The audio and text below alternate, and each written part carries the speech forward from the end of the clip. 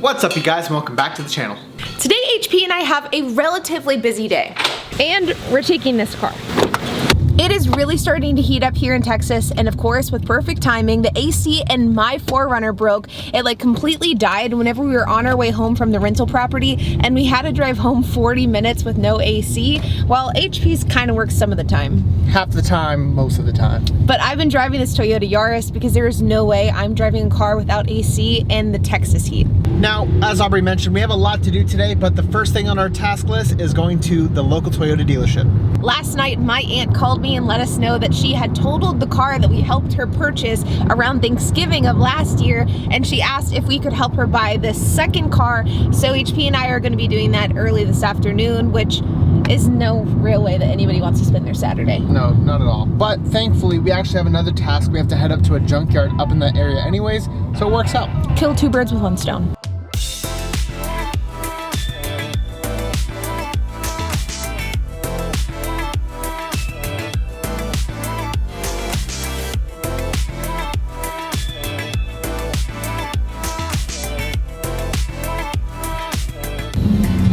Patrick Lobert. Lob is such an unfortunate last name. He's proud of it. 10 grand, huh? Oh yeah, it's a steal. This is the car that started it all. I got low miles. It's only got 33,000. But you told me you flipped it. Twice. Exactly. 233,000. All highway. That's nothing for an 81. She runs like a top. Totally mint. Mint. So 3 hours later, we're finally done with the dealership, and we did it in record time, actually. We came in, we knew the exact car that we wanted, we negotiated all the terms, bam, bam, bam, bam, we're out of there. And truthfully, the fact that that was record time is depressing, because I felt like it took an incredibly long time, and we walked away with a 2021 RAV4. It's a solid car, but man, if you are looking to buy a car in this market, hold off, because interest rates are just killing car buyers because the rate was pretty brutal. Yeah. But now, let's head to the junkyard. Take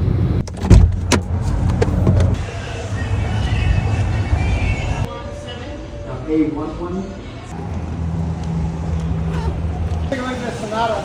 Hyundai Sonata? Yeah, Hyundai Sonata. A few minutes later.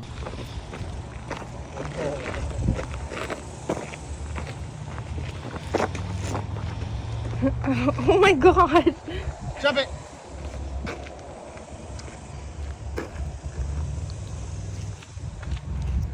Don't fall. I like the junkyards that give you a ride on a golf cart better than these that you have to walk yourself. It's too hot for this.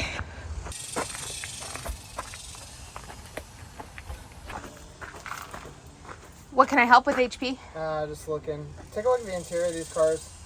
See if center console. They already took the motor and the subframe out of them.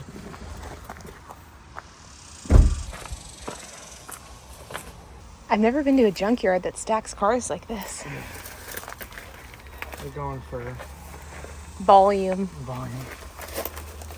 We're looking for a part for our purple Hyundai Sonata, the one that we recently got repainted.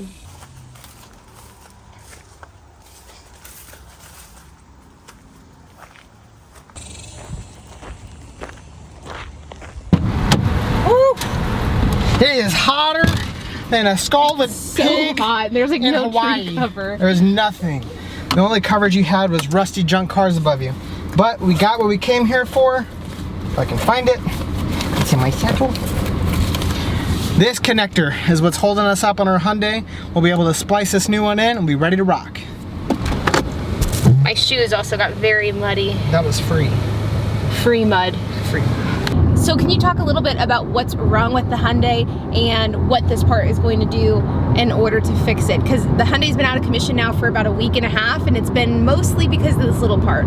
So basically what happened is that our Hyundai was overheating on a rental, and it all stemmed from a resistor causing this connector to get too hot and the wire melting out of its socket where it's supposed to be, turning the fan off when it was supposed to be on.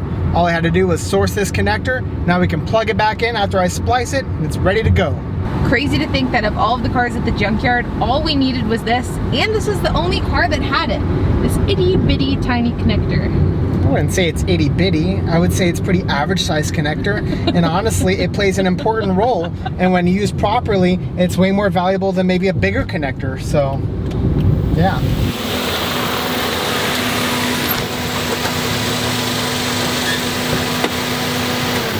Yeah! Now that we're home, we can solder the connector.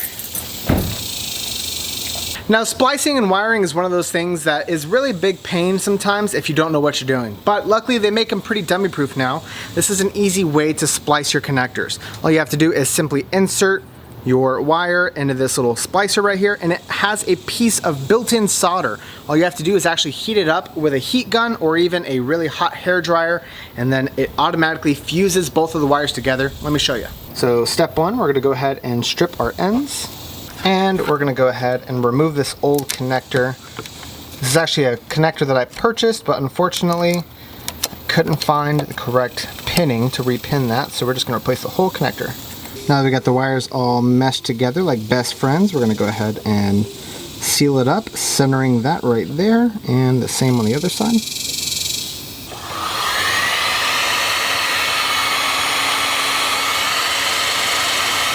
And even though these shrink wraps are pretty good about keeping water out, we're gonna go ahead and just tape it up. And presto. What are the chances of you thinking that that solves our issue? 10 to 1. 10 to 1? Is that good or bad? Bad. Now, this Hyundai Sonata isn't quite ready to check in yet because we do have to test the car, make sure that it's good to go, and we also have to submit information to Turo showing that the car has been fixed, but we do have 2 cars at our lot that do need to be checked in. And it is so hot. That probably took us 10 minutes to film working on that car, and you'd think we just went out for a nice summer jog. I'm like dripping in sweat. And we were in the shade, and it doesn't help that the cicadas are like... It's really like, it reminds me of like a movie where they're trying to like really exhibit the fact that it's miserably hot. That's yeah. How it feels. No, the sweat is not a paid actor. This car has a bunch of bird poop on it. Mine has bird poop too. Let's go to the car wash. Holy cow, this car is dirty. What did this person do? Mow their grass, then jump in here? Wow, that's dirty. Now the good news is that over the last few weeks, HP and I have had a ton of demand with their fleet. Our cars are consistently getting booked out, and whenever they get returned, they are pretty much always getting booked out within 24 hours of them getting returned.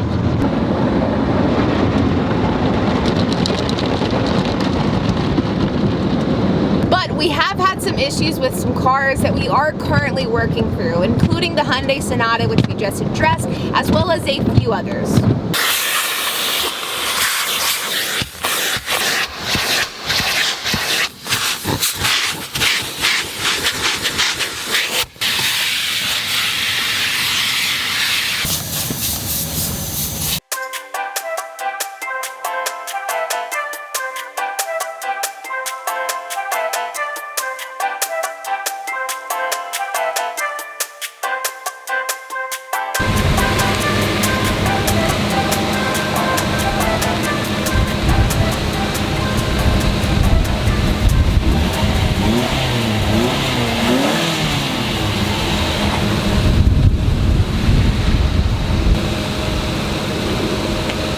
Her phone takes photos faster than mine does.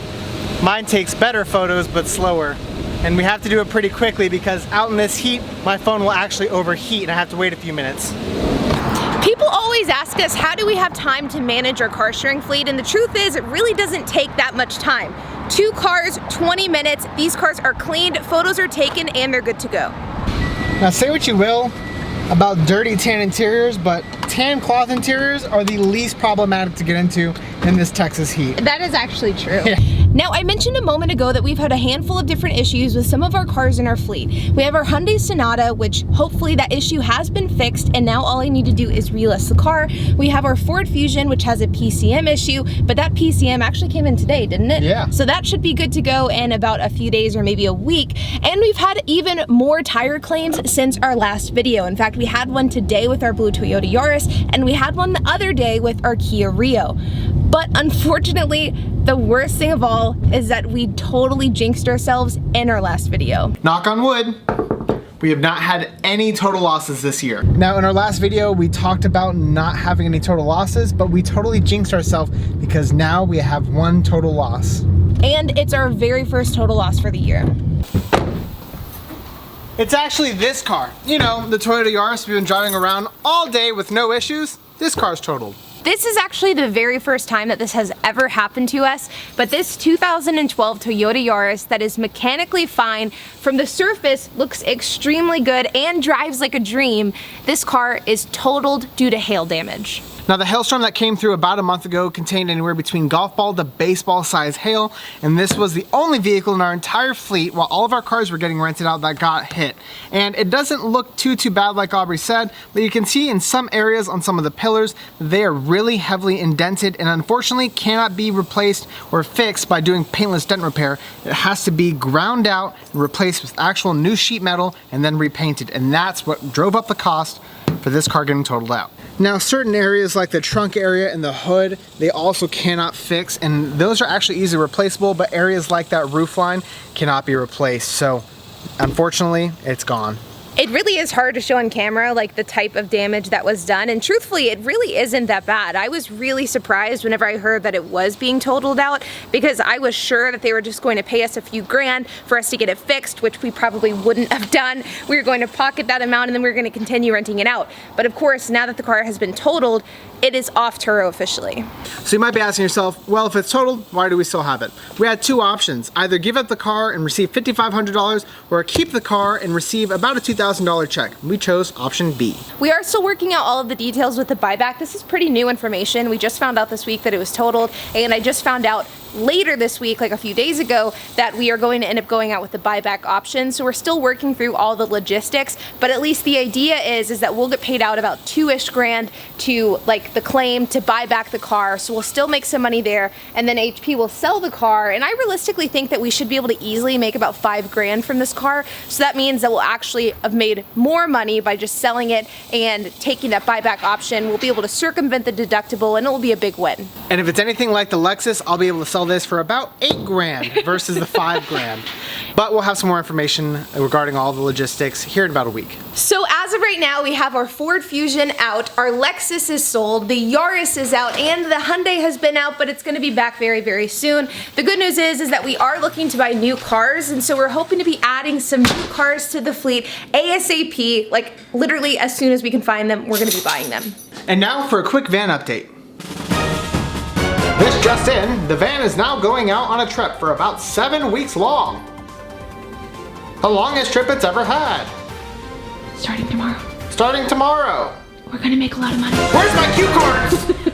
But like HP said, the van is going out for about 7 weeks. It's going out tomorrow and it's going to be gone until the end of summer. The exciting thing is that the van is pretty much accounted for until the end of the year. It's going out on a ton of trips. HP and I are going to take it on a couple of trips, and my sister's going to take it on a trip. So it is booked out until the end of the year, which is amazing. It has been exceeding expectations and I'm super pumped about it. But guys, as always, be sure to hit that like button, hit that subscribe, and hit that notification bell, and we'll see you in the next episode.